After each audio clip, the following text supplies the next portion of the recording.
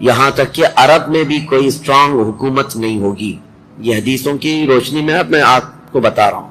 وہ تو ابھی نظر آ رہی ہے کوئی اسٹرانگ حکومت نہیں, وہ کٹ پتلی ہے, کبھی اس کو امریکہ ہانکتا ہے, کبھی رشیا ہانکتا ہے, کبھی چائنا ہانکتا ہے. تو یہ عرب میں کوئی اسٹرانگ حکومت, مضبوط حکومت نہیں ہوگی.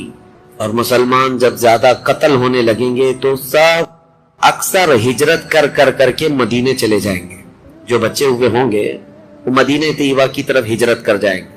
اب مدینہ طیبہ میں مسلمان رہ رہے ہوں گے, کیونکہ میرے آقا صلی اللہ علیہ وسلم کی حدیث ہے, ان الایمان لا یأزر الی المدینہ کما تأزر الحیۃ الی جحرہا. ایمان جو ہے مدینے سے نکلا ہے اور گھوم پھر کر کے پوری دنیا سے ایمان واپس مدینے میں ویسے ہی آ جائے گا جیسے سانپ اپنی سوراخ میں واپس آتا ہے. ایمان والے سب مدینے پہنچ جائیں گے. اب وہاں جانے کے بعد لوگوں میں یہ بات کثرت سے پھیل جائے گی کہ اب ان حالات کا مقابلہ کرنے کے لیے ہمیں کیا کرنا چاہیے. بہت مجبور ہو چکے, کوئی راستہ نظر نہیں آتا. تو اس وقت جو مدینے میں تھے علماء صلحاء سب بیٹھ کر کے مشورہ کرتے ہیں کہ ہم کو امام مہدی کو تلاش کرنا ہوگا, اور یہ وہ زمانہ ہوگا جب امام مہدی مدینے میں پیدا ہو چکے ہوں گے.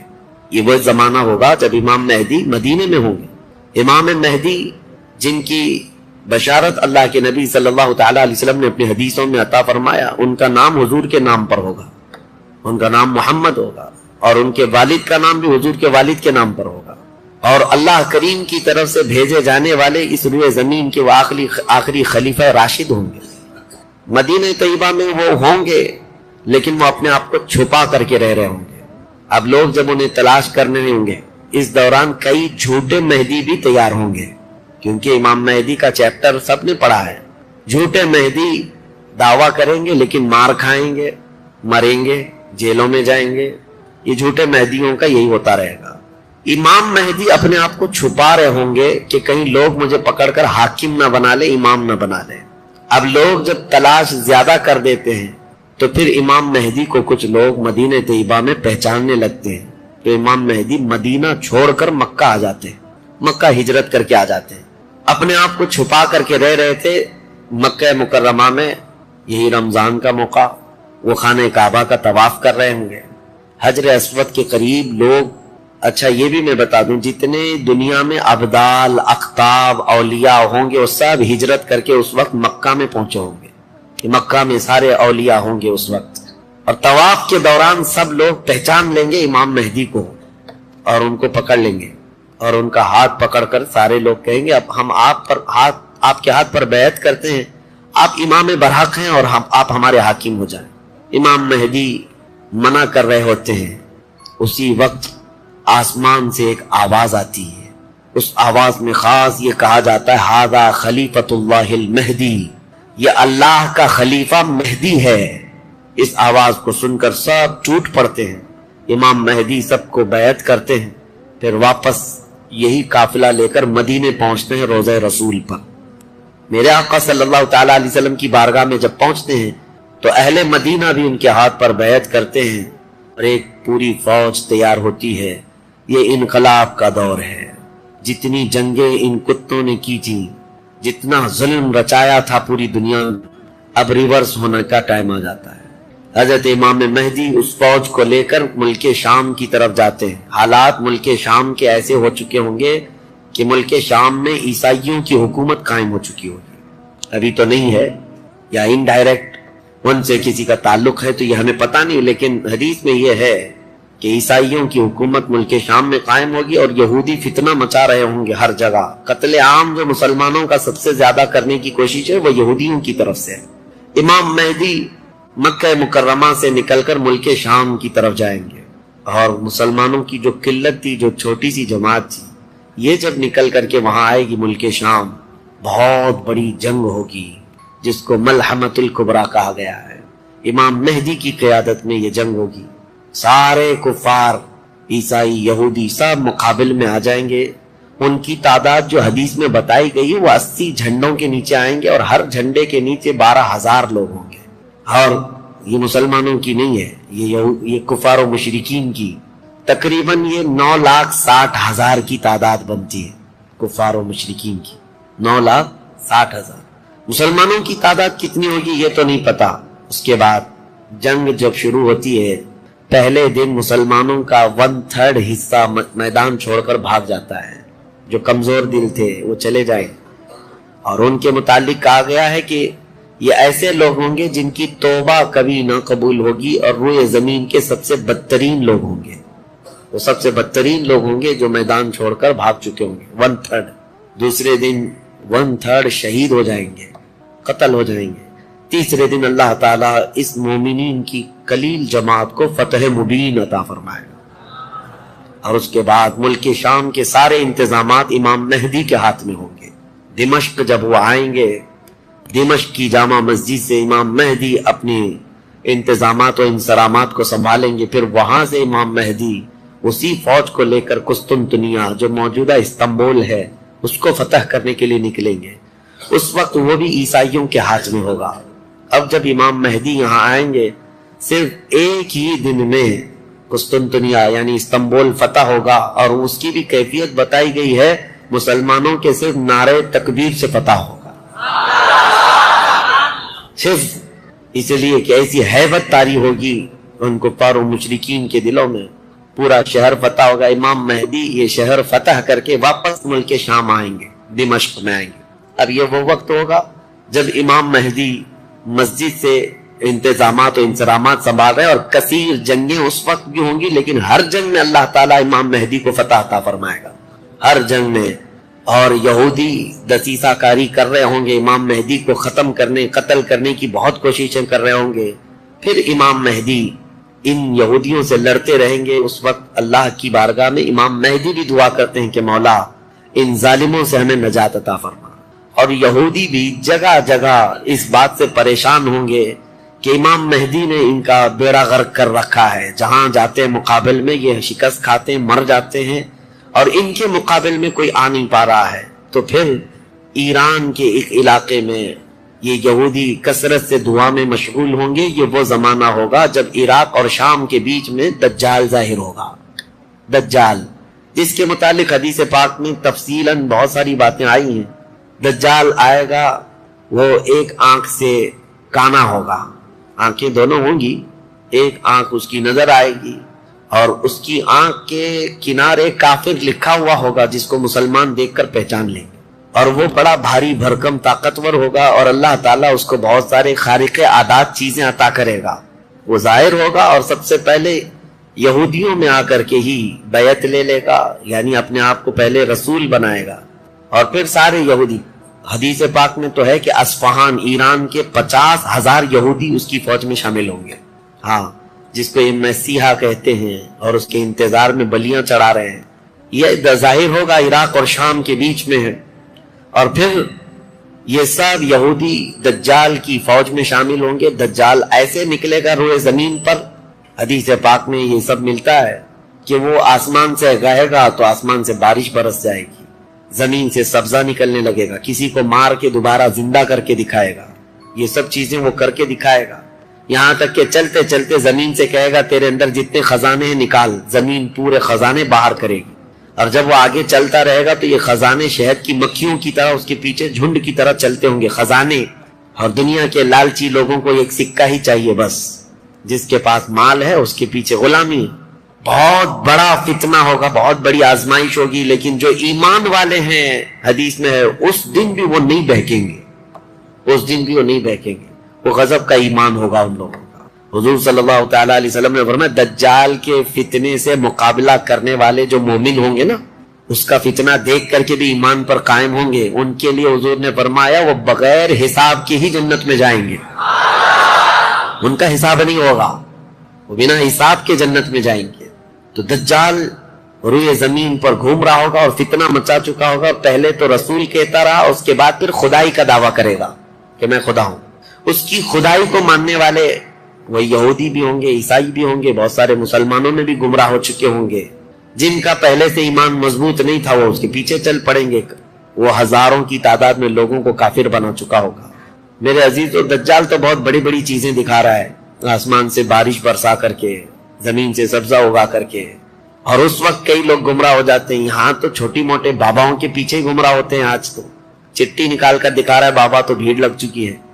کہ تم کیا کھائے ہو، کیا پیے ہو، کیا سوچ رہے ہو، چٹھی میں نکال کر کے دکھاؤں گا۔ چٹھی والے بابا کے پیچھے ہی ہزاروں چلے جاتے ہیں تو دجال والے بابا کے پیچھے کتنے جائیں؟ لیکن حدیث پاک کی روشنی میں مفسرین نے، محدثین نے فرمایا کون لوگ اس دن محفوظ رہیں گے، کون لوگ اس دن محفوظ رہیں گے؟ دجال کی شکل جیسی بھی ہو، لیکن وہ جو چیزیں خارق عادات دکھا رہا ہوگا لوگ اچنبے سے دیکھ رہے ہوں گے۔ اچھا ایک بات اور بھی بتا دوں، آپ گھر میں بیٹھے ہوں، کوئی مسجد میں ہوں گے، شور آئے گا کہ وہاں پر خدا اتر پڑا ہے، نعوذ باللہ من ذالک، اور عجیب و غریب چیزیں دکھا رہا ہے، آسمان کو کہہ رہا ہے تو آسمان بارش برسا رہا ہے، زمین کو کہہ رہا ہے تو زمین خزانے نکال رہی ہے۔ کچھ لوگ جو گھر میں بیٹھے ہوں گے، توجہ یہ بہت اہم بات کہہ رہا ہوں، کہیں محفل میں ہوں گے، مسجد میں ہوں گے، جب یہ شور آئے گا تو کچھ کہیں گے کہ چلو ہم بھی جا کر دیکھ کے آتے ہیں، تو کچھ لوگ یہ کہہ کر کے اٹھیں گے اور جا کر کافر ہو جائیں گے، اور کچھ لوگ وہ ہوں گے جو جیسے سنیں گے اپنے آپ کو گھر میں ایسے مضبوط بند کر لیں گے کہ ان کو ہوا آنے کی بھی خواہش نہ رہے، اس طرح اپنے آپ کو محفوظ کر لیں گے۔ اور بزرگوں نے لکھا ہے کہ اس وقت اس کے فتنے عروج پر ہوں گے، لوگوں میں صرف اور صرف چرچا یہی ہوگا۔ اسی لیے میں اکثر یہ میڈیا کو دجالی میڈیا کہتا ہوں، اس کی وجہ یہی ہے کہ دجال کے آدھے سے زیادہ کام یہ میڈیا والے کرتے ہیں، سب جگہ پھیلائیں گے افواہیں، بہت جھوٹ کو سچ کر کے دکھاتے رہے، سچ کو جھوٹ کر کے دکھاتے رہے، یہ میڈیا یہی سب کام کرتی رہے گی۔ اس وقت کون لوگ محفوظ رہیں گے؟ بزرگوں نے لکھا ہے دجال کے قریب بھی جائے گا کوئی بندہ لیکن اس کو دیکھ کر نہیں گمراہ ہوگا، تو یہ کون ہوگا؟ جس کا سینہ حضور کی محبت سے بھرا ہوگا، یہ وہی ہوگا جس کے لیے اعلیٰ حضرت نے فرمایا نا، تیرے قدموں میں جو ہیں غیر کا منہ کیا دیکھے، حضور کے قدموں میں جو پڑے ہیں وہ غیر کا منہ کیا دیکھے، کون نظروں میں جچے دیکھ کے تلوا تیرا۔ اب یہ دجال گھومتا ہوا جب فتنہ بہت برپا کر چکا ہوگا، مکہ جائے گا، پہلے یہ یمن جائے گا، یمن میں بھی بہت فتنہ پھیلائے گا، اس کے بعد پھر مکہ آئے گا، مکہ کی سرحدوں کو اللہ تعالیٰ فرشتوں سے محفوظ کر رکھا ہوگا، فرشتے اسے داخل ہونے نہیں دیں گے، ماریں گے اور داخل نہیں ہو سکے گا۔ پھر مدینہ جائے گا، مدینہ طیبہ اپنی پوری فوج لے کر کے داخل ہونے کی، 2 شہروں کے علاوہ پوری دنیا کے ہر شہر گھومے گا، ہر شہر گھوم چکا ہوگا 2 شہروں کے علاوہ، مکہ مکرمہ، مدینہ طیبہ۔ مدینہ طیبہ کی سرحد پر آئے گا، وہاں پر بھی اللہ کے فرشتے پہرا دے رہے ہوں گے، میرے مصطفیٰ کا شہر ہے، دجال نہیں آ سکتا۔ لیکن اس کا شہرہ جب مدینے کے باہر بہت پھیل چکا ہوگا، مقام جرف ایک جگہ ہے، وہاں تک وہ پہنچ چکا ہوگا، جہاں آج بادشاہ نے ایک پیلس بنایا ہوا ہے، ان لوگوں نے ایک پیلس بنا کر رکھا ہے وادی جرف پہ، وہاں تک پہنچے گا تو مدینہ طیبہ کے ایک عالم وہ جائیں گے، اس سے مناظرہ کریں گے، ڈیبیٹ کریں گے، صرف مناظرے کے کرنے کی وجہ سے اس عالم دین کو وہ قتل کر دے گا، قتل کر کے اس کے بعد پھر ان کو دوبارہ زندہ کرے گا، اور اس کے بعد کہے گا کہ دیکھا میری طاقت۔ اس عالم دین کا کہنا ہوگا اب تو مجھے تیرے دجال ہونے پر اور زیادہ یقین ہو گیا، اس لیے کہ میں نے میرے مصطفیٰ سے سنا ہے، وہ مار کر کے دوبارہ زندہ کرے گا۔ اور اس عالم کا دوسرا چیلنج یہ ہوگا کہ میں نے اپنے حبیب سے ایک اور بات سنی ہے، اب کی بار اب تو مار کر کے دکھا۔ دوسری بار حدیث پاک میں ہے دوسری مرتبہ اس عالم کو قتل کرنے کی 1000 کوشش کرے گا لیکن مار نہیں سکے گا۔ وہ عالم ربانی بیان کریں گے، اللہ کے نبی صلی اللہ علیہ وسلم کی بیان کی ہوئی علامات یہی ہیں، ایک بار قتل کر کے اٹھائے گا لیکن دوبارہ وہ مار نہیں سکے گا۔ یہ فتنہ پھیلا ہوگا دجال کا، اور یہ گھومتے پھرتے ملک شام پہنچے گا جہاں امام مہدی ہوں گے۔ امام مہدی یہودیوں سے جنگ کرتے کرتے اور دجال کے فتنوں سے فیس کرتے کرتے وہاں پر ہوں گے، ملک شام میں، دمشق میں، دعا کر رہے ہوں گے اللہ ان کے فتنوں سے بچا۔ ایک عصر کی نماز ہوگی، جب امام مہدی نماز کے لیے جا رہے ہوں گے، 2 فرشتوں کے پروں پر ہاتھ رکھتے ہوئے سیدنا عیسیٰ علیہ السلام اتر جائیں گے۔ حضرت عیسیٰ علیہ السلام اب بھی باحیات ہیں آسمانوں پر، اللہ کریم ان کو اتارے گا، وہ آئیں گے۔ حضرت امام مہدی فوراً ہی حضرت عیسیٰ علیہ السلام کو پہچان لیں گے اور آپ کا ہاتھ پکڑ کر کے وہ لائیں گے، اور امامت کے لیے جب وہ آگے بڑھائیں تو عیسیٰ علیہ السلام نماز نہیں پڑھاتے، امام مہدی سے کہتے ہیں امام آپ ہی ہوں گے، حاکم آپ ہی ہوں گے، منتظم آپ ہی ہوں گے۔ اب عیسیٰ علیہ السلام یہ بیان فرمائیں گے میں تو صرف اور صرف دجال کے قتل کے لیے آیا ہوں. اس کے بعد امام مہدی نماز سے فارغ ہو کر اللہ کا شکر بجا لائیں گے. پھر یہ عیسیٰ علیہ السلام کی معیت میں جیسی باہر نکلیں گے، حدیث پاک میں ہے عیسیٰ علیہ السلام کی سانس یا ان کی خوشبو جہاں تک جائے گی دجال اتنا تیز پگھلتا چلا جائے گا، قریب نہیں آ پائے گا. اب وہ ادھر ادھر بھاگا بھاگا پھر رہا ہوگا عیسیٰ علیہ السلام کے خوف سے. عیسیٰ علیہ السلام جس وقت آئیں گے وہ سنہرا دور حدیث پاک میں ہے. اب عیسیٰ علیہ السلام صلیب کو توڑ دیں گے کہ عقیدہ ختم کرو، خنزیر کو ماریں گے، جزیہ ختم کریں گے. اور اس کے بعد عیسیٰ علیہ السلام اس ملعون دجال کو بھگاتے بھگاتے مقام لد پر لے جائیں گے جو آج اسرائیل میں ہے، وہاں تک لے کر جائیں گے. مقام لد پر عیسیٰ علیہ السلام اس کو اپنے تیر سے ماریں گے، ختم ہو چکا ہوگا. دجال کے جتنے ہمراہی تھے ان کو بھی عیسیٰ علیہ السلام ختم کر دیں گے. اب جب واپس عیسیٰ علیہ السلام دمشق پہنچیں گے ملک شام تو حدیث پاک میں پوری روئے زمین پر ایک بھی کافر نہیں ہوگا، جو ہوگا وہ مسلمان ہوگا. یہ وہ وقت ہے جس کا وعدہ اللہ نے قرآن میں فرمایا هو الذی ارسل رسولہ بالہدی ودین الحق لیظہرہ علی الدین کلہ. وہی اللہ ہے جس نے اپنے رسول کو ہدایت کے ساتھ بھیجا ہے تاکہ اپنے دین کو ساری دنیا پر غالب کرے. اب تک یہ دین پوری دنیا پر نہیں غالب آیا، لیکن وہ دن ہوگا جب عیسیٰ علیہ السلام تشریف لائیں گے روئے زمین پر. اسی لیے میں کہتا ہوں وہ دن آئے گا جب ہر گھر سے آواز آئے گی لبیک یا رسول اللہ. وہ دن آئے گا، وہ وقت آئے گا. صبر کے بعد، ہر اندھیرے کے بعد صبح ہونا ہے، رات کے بعد اجالا آنا ہے. ہاں آج جو حالات ہیں انشاءاللہ العزیز کچھ دیر کی خاموشی ہے، پھر شور آئے گا. آج کتوں کا وقت ہے، کل ہمارا دور آئے گا انشاءاللہ العزیز. میرے عزیزو، سیدنا عیسیٰ علیہ السلام جب اسے قتل کر چکے ہوں گے اور پھر روئے زمین پر صرف پرچم اسلام لہرا رہا ہوگا. امام مہدی کی عمر 49 سال یا 50 سال کے آس پاس ہوگی. وہ بیت المقدس میں انتقال کر چکے ہوں گے. آپ کی جنازہ کی نماز عیسیٰ علیہ السلام پڑھائیں گے، وہیں دفن ہوں گے. پھر عیسیٰ علیہ الصلوۃ والتسلیم مومنین کو لے کر مدینہ طیبہ کا رخ کریں گے. جب نبی پاک صلی اللہ علیہ وسلم کے روضے کے پاس عیسیٰ علیہ السلام آئیں گے، عیسیٰ علیہ السلام نکاح بھی فرمائیں گے، آپ کی اولاد بھی ہوں گی، لیکن مدینہ طیبہ میں آپ کا انتقال ہوگا اور میرے آقا کے حجرے میں دفن ہوں گے. حضور صلی اللہ علیہ وسلم کا حجرہ روضہ مبارکہ، اس میں ایک جگہ عیسیٰ علیہ السلام کی باقی ہے. سیدنا عیسیٰ علیہ الصلوۃ والتسلیم وہاں دفن ہوں گے. لیکن ایک بات میں آپ کو بتا دوں، عیسیٰ علیہ الصلوۃ والتسلیم اس وقت بھی نبی ہی رہیں گے. ان کا جو منصب نبوت ہے وہ ہے، لیکن شریعت ان کی نہیں چلے گی، میرے مصطفیٰ کی ہوگی. شریعت صرف میرے مصطفیٰ کی ہوگی. اس لیے کہ جس دن میرے آقا پیدا ہوئے اس دن سے لے کر قیامت تک صرف ایک ہی سکہ چلنا ہے. آئی نئی حکومت، سکہ نیا چلے گا. عالم میں رنگ بدلا صبح شب ولادت. عیسیٰ علیہ الصلوۃ والتسلیم کے انتقال کے بعد اب کیا ہوگا؟ اب کیا ہوگا؟ آپ دفن ہو چکے ہوں گے، قیامت قریب آ چکی ہوگی.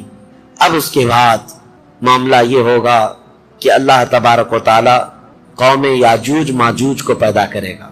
ہاں اس میں بیچ میں ایک روایت یہ بھی ہے کہ عیسیٰ علیہ السلام کو اللہ تبارک و تعالی حکم فرمائے گا کہ میں ایک ایسی قوم بھیج رہا ہوں جو دنیا میں فساد مچائے گی. جو مومنین ہیں ان کو لے کر کوہ طور پر چلے جائیں. عیسیٰ علیہ السلام کوہ طور کی طرف مومنین کو لے کر جائیں گے، لیکن اس وقت زمین پر یاجوج ماجوج ایک قوم ہے. یہ دو لوگ نہیں ہیں. بہت سارے لوگوں کے ذہن میں ایسی بات آتی یاجوج ماجوج دو آدمی ہوں گے. دو آدمی نہیں، یہ بہت بڑی فوج ہے، بہت بڑی فوج ہے. اور یہ ابھی موجود ہے. یافس بن نوح کی اولاد میں سے یہ ایک جزیرے میں قید ہے. وہ واللہ عالم، لیکن قرآن میں 16ویں پارے میں اس کا ذکر ہے کہ حضرت سکندر ذوالقرنین نے ایک لوہے کی پگھلا کر کے پہاڑوں کے بیچ دیوار بنا کر ان کو قید کر رکھا. یہ قوم آ نہیں سکتی. لیکن قیامت کے قریب وہ سد سکندری جو باندھی ہوئی دیوار ہے وہ ٹوٹ کر گر جائے گی. یاجوج ماجوج پورے باہر نکل آئیں گے، اور جیسے آئیں گے وہ جس ندی کے کنارے سے گزریں گے پورا پانی پی جائیں گے. وہ جو درخت ملے جو کچھ بھی ہو سب کھا جائیں گے، کچھ بھی نہیں. یہاں تک کہ یہ وہ زمانہ ہوگا حضرت عیسیٰ علیہ السلام ابھی موجود ہوں گے، ان کے انتقال سے پہلے ہی یہ یاجوج ماجوج آئے. ایک بیل کا سر جو ہے 100 دینار میں مل رہا ہے، 100 سونے کے سکے، اور اس کو بھی لوگ غنیمت سمجھیں گے. اتنی مہنگائی کوئی چیز ہی نہیں مل رہی ہوگی، سب یہ کھا کر چٹ کر چکے ہوں گے. پھر عیسیٰ علیہ السلام کی دعا سے ہی اللہ کے نبی عیسیٰ علیہ السلام یہ عرض کریں گے مولا اس ظالم یاجوج ماجوج سے ہمیں نجات عطا کر. اللہ تبارک و تعالیٰ ایک بیماری ان کی گردن میں پیدا کرے گا، وائرس آئے گا ان کو بھی، یاجوج ماجوج کو. واللہ عالم اس وقت کا کون سا کورونا ہوگا، کون سا آئے گا، لیکن اس وائرس سے ایک ہی دن میں وہ پوری فوج مر جائے گی، اور مرنے کی وجہ سے پوری روئے زمین پر اتنی بدبو پھیل جائے گی، تعفن، اٹھانے والا کوئی نہیں ہے ان کی لاشیں. تو پھر یہ بھی ملتا ہے روایت میں کہ اللہ تعالیٰ لمبی بڑی گردنوں والے پرندے بھیجے گا، وہ پرندے ان کی لاشیں اٹھا اٹھا کر کے جنگلوں کی طرف چلے جائیں گے. پھر اللہ تعالیٰ بارش برسائے گا، اتنی تیز بارش برسے گی کہ پوری زمین پاک ہو چکی ہوگی. یاجوج ماجوج کا فتنہ ختم ہوگا، عیسیٰ علیہ السلام کا انتقال ہوگا. پھر اچانک ایک جانور باہر آئے گا جس کو دابۃ الارض کہا گیا ہے. یہ آئے گا، یہ آ کر کے اپنے ایک ہاتھ میں موسیٰ علیہ السلام کا عصا اور ایک ہاتھ میں سلیمان علیہ السلام کی انگوٹھی، یہ دونوں لے کر کے زمین پر گھومتا رہے گا. جو مومن ہوگا اس کی پیشانی پر سلیمان علیہ السلام کی انگوٹھی سے نشان لگا دے گا، جو کافر ہوگا موسیٰ علیہ السلام کے عصا سے اس پر لکیر کھینچ دے گا. جس کے لیے وہ نشانی لگا دیا وہ اسی حالت میں مرے گا. اور اس کے بعد پھر حدیث پاک میں ہے دابۃ الارض چلا جائے گا. پھر ہوگا یہ کہ ایک دن لوگ تھک کر کے سوئے ہوں گے، دھواں دھواں نظر آتا رہے گا، ہر جگہ دھواں دھواں، لوگ پریشان ہوں گے. اور اس کے بعد سوئیں گے تو رات اتنی لمبی ہوگی کہ لوگ اکتا جائیں گے، سو کر اٹھیں گے پھر سوئیں گے، سو کر اٹھیں گے پھر سوئیں گے. بچے جو ہے چیخ مارتے رہیں گے، اور پھر جانور اپنی کھیتیوں کی طرف بھاگنے کے لیے بے قرار ہوں گے. لیکن رات لمبی ہوگی، 3 راتوں کے برابر ایک رات ہوگی، 3 بڑی راتوں کے برابر ایک رات کٹتی نہیں ہوگی. لوگ تھک چکے ہوں گے سو کر کے. اس کے بعد پھر اچانک چھوٹی چھوٹی روشنی آئے گی سورج کی. لوگ چیخ مارتے ہوئے خوشیوں سے باہر آ جائیں گے کہ اجالا آ گیا. پہلے تو لوگوں کو یہ لگ رہا تھا کہ اب اندھیرا ہے، اب سورج آئے گا ہی نہیں. لیکن جیسی روشنی آنے لگے گی سب بھاگ کر کے باہر آئیں گے. لیکن دیکھیں گے اس وقت تو سورج جو ہے پچھم کی طرف سے نکل رہا ہوگا. ابھی سورج کہاں سے نکلتا ہے؟ پورب، ایسٹ سے نا، مشرق سے. اس دن سورج ویسٹ کی طرف سے، مغرب کی طرف سے نکل رہا ہوگا، پچھم کی طرف سے. پہلے ہلکا ہلکا نکلے گا سورج. یہ دیکھ کر کے جو لوگ بہت لمبا سو کر کے آئے ہوں گے گھبرا جائیں گے کہ آج کیا ہوا. یہ وہ دن ہوگا کہ میرے آقا نے فرمایا توبہ کا دروازہ بند ہو چکا ہوگا. اس کے بعد پھر کسی کا ایمان بھی قبول نہیں، کسی کی توبہ بھی قبول نہیں. یہ لاسٹ دن ہے توبہ کا. لاسٹ دن کیا، اس سے پہلے جو گزری رات لاسٹ تھی. سورج نکل کر کے آئے گا دھیرے دھیرے دھیرے. اس کے بعد دوپہر کا وقت جتنا ہوتا ہے اتنے وقت تک وہ آئے گا، اور اس کے بعد پھر واپس مغرب کی طرف ہی چلا جائے گا. ایسا نہیں کہ پچھم سے نکل کر کے پورب میں ڈوبے گا.